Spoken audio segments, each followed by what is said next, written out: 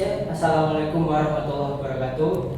Sebelumnya, perkenalkan nama saya Dika Yon Prasetya dari kelas BPSIC 2023 dengan tingkat terakhir 122. Berhubung pada hari Jumat kemarin saya tidak bisa untuk maju ke depan mempresentasikan PowerPoint saya, maka dari itu hari ini, hari Senin tanggal 27 November tahun 2023, saya ingin mempresentasikan PowerPoint saya, yaitu hasil dari kutipan artikel Mbak Lutfia Ainur dengan judul Program Pembuatan Sereal Sehat dari Biji Buah Durian.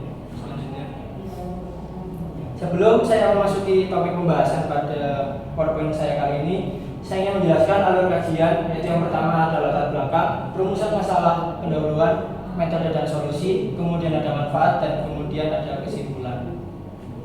Oke, yang pertama kita masuk kepada latar belakang. Di sini dijelaskan bahwa berdasarkan penelitian pada tahun 2010, yang ketika dimulai pada tahun 2010, masih banyak masyarakat Indonesia yang tidak melakukan sarapan pagi.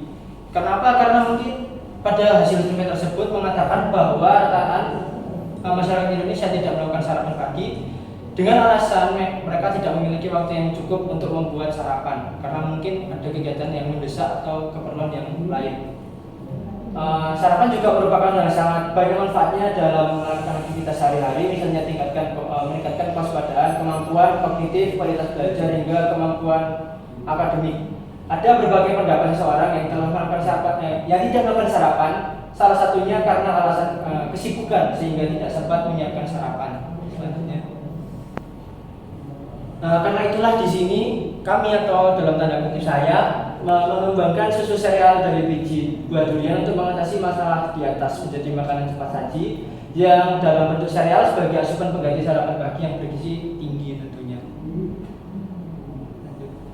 Kemudian di sini ada abstrak, banyak manfaat tidak diimbangi dengan kesadaran untuk menjaga keteraturan kebiasaan sarapan pagi serta pada asupan gizinya. Berdasarkan survei di mana kota besar menunjukkan bahwa 17% orang tidak sarapan dan 13% orang yang tidak melakukan sarapan setiap hari. Kemudian didapat pada angka tidak sarapan pada anak-anak sendiri ada 17% di kota Jakarta dan 59% ada di kota Yogyakarta. Ditambah pula data analisis konsumsi pangan menunjukkan bahwa 26,1 anak Indonesia hanya sarapan dengan meminum air putih saja. Meskipun sarapan, 46,6% orang mengonsumsi makanan dengan asupan gizi yang kurang dari kebutuhan tubuhnya. Kemudian di sini ada rumusan masalah. Di sini saya menemukan 3 masalah. Yang pertama adalah bagaimana cara membuat sereal dari biji buah durian. Yang kedua, apa saja kandungan gizi yang terdapat pada biji buah durian. Lalu yang terakhir, apa saja manfaat sereal biji durian bagi kesehatan. Selanjutnya, kemudian ada tujuan pembahasan. Di sini ada yaitu yang pertama untuk mengetahui cara pembuatan sereal dari biji buah durian. Yang kedua untuk mengetahui kandungan gizi dalam biji buah durian. Lalu yang terakhir untuk mengetahui manfaat sereal biji durian. Di sini ada landasan teori. Di sini landasan teori yang saya maksudkan adalah penjelasan setiap komplemennya. Yang pertama ada buah durian dengan nama tumbuhan. Durian sendiri adalah nama tumbuhan tropis yang sebagian besar tumbuh di bagian Asia Tenggara, sekaligus nama buahnya yang bisa dimakan. Nama ini diambil dari ciri khas kulit buahnya yang keras dan juga berkelekuk tajam sehingga bisa menyerupai seperti duri. Kemudian sebutan populernya sendiri adalah raja dari segala buah atau king of fruit. Kemudian ada istilah dari sereal yang diambil dari Dewi Pertanian bangsa Romawi kuno yang bernama Ceres. Di Indonesia sendiri serealia yang diumumkan dijumpai adalah seperti beras merah, beras putih, jagung, serta gandum. Padahal masih banyak sejenis serealia lain seperti misalnya ada oats, barley, rye, dan juga millet. Selanjutnya, kemudian ada biji buah durian berbentuk bulat-bulat seperti buah pada umumnya, kemudian berkeping 2, berwarna putih kekuning-kuningan atau coklat muda. Tiap rongga-rongganya terdapat 2-6 biji atau bahkan lebih. Dan kemudian biji durian merupakan alat atau bahan perbanyakan tanaman secara generatif. Jadi kita bisa mengembangbiakannya dengan cara ditanam. Kemudian terutama untuk batang bawahnya pada penyambungan bijinya juga terbungkus oleh daging buah.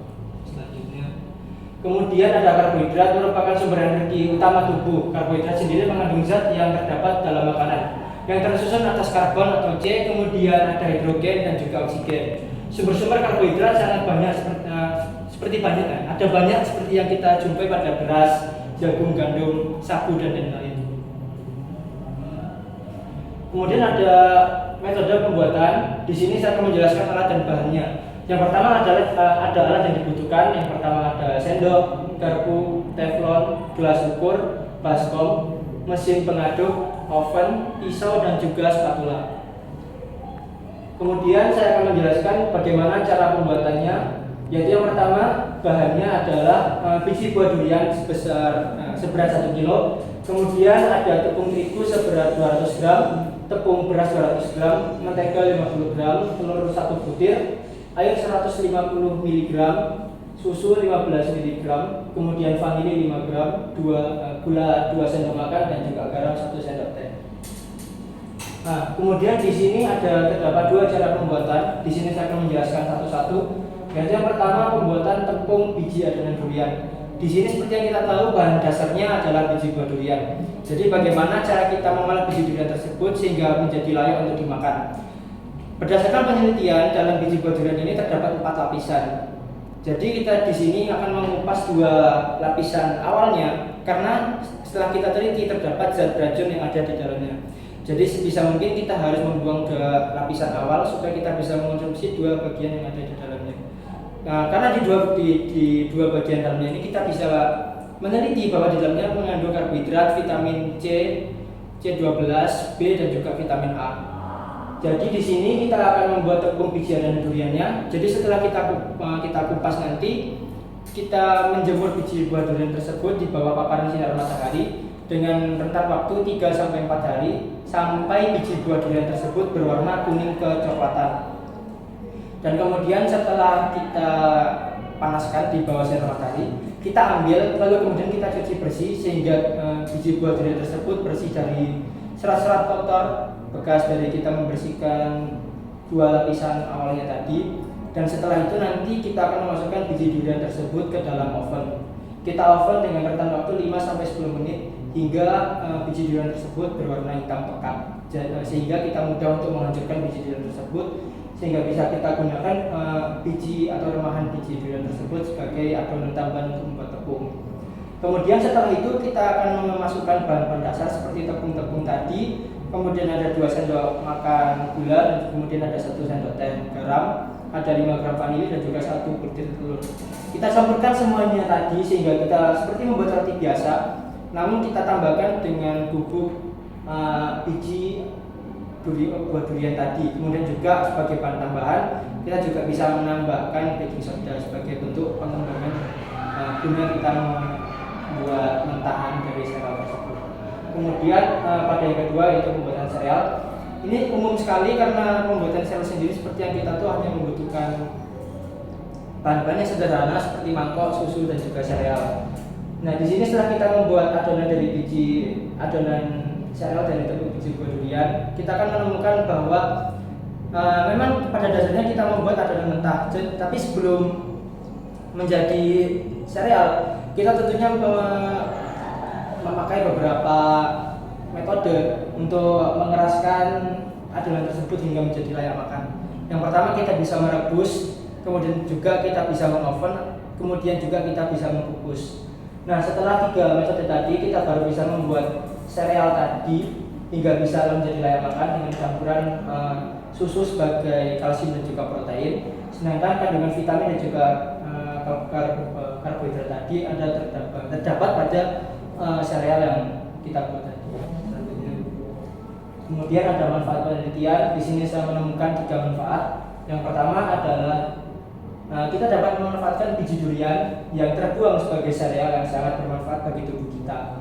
Kemudian yang kedua, dapat memberi inovasi pangan baru tentang pemanfaatan biji durian sebagai sereal.